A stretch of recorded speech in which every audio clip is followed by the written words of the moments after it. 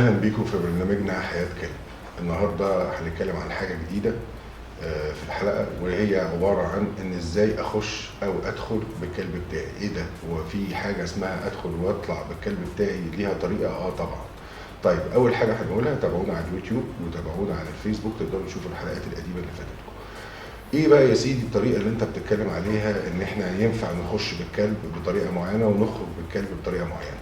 اول حاجة لازم تفهم ان انت لما تيجي تخش بالكلب بتاعك لازم تفهم ان انت لازم ان انت اللي تخش الاول. طب فرقت ايه؟ يعني فرقت ان هو بيتك انت، يعني بمعنى اصح النهارده لما واحد بيجي لك عشان يزورك مثلا او يخش البيت، فاللي بيحصل ان انت بتفتح الباب وبعدين بتستنى تشوف اهل بيتك، وبعدين بعد كده اذا كان الموضوع مناسب بتقول له ايه؟ اتفضل. طيب، وبالتالي لازم الكلب يبقى فاهم ان هو من الدرجه الثانيه مش من الدرجه الاولى. طب وليه حرام عليك؟ ليه هو ما يبقاش من الدرجه الاولى؟ عشان هو فعلا مش من الدرجه الاولى، هو من الدرجه الثانيه. وما تحاولش تعتبره ان هو ابنك وان هو واحد من العيله يفرض رايه على العيله. يعني ايه؟ يعني هو واحد من العيله، بناكله ونشربه وعايش معانا، ولكن ليه حدود وليه ليميتس عشان هو سلوكه الحيواني مختلف عن سلوكي الانساني، وبالتالي الموضوع مختلف. طيب، خلينا نشوف ازاي ان احنا هنعمل القصه دي. اول حاجه زي ما احنا شايفين كده، المفروض ان انا باجي بقف قدام الباب، الكلب لازم يتعود انه يستنى، تمام زي ما انتم شايفين، وبعدين انا اطلع وهو يفضل باصص لي، بعدين اقول له تعالى، يجي يروح قاعد، وبعدين انا اقفل الباب. طب انا بعمل الكلام ده ليه؟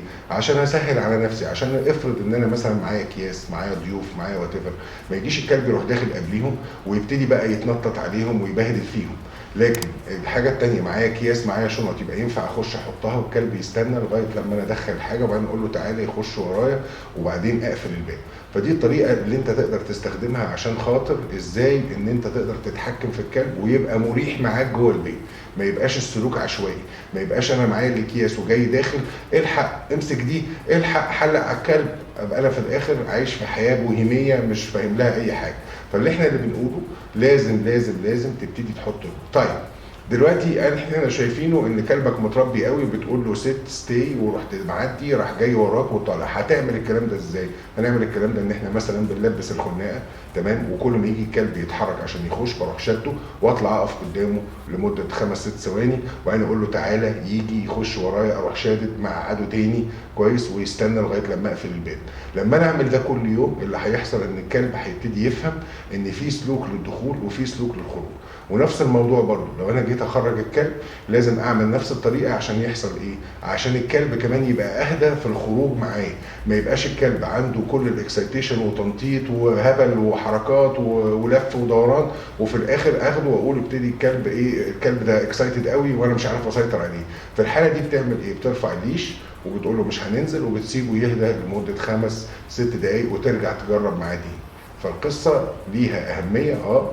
استنونا في الحلقه الجايه وهنقول لكم على حاجات جديده تربوا بيها كلابكم كويس. اشوفكم على خير.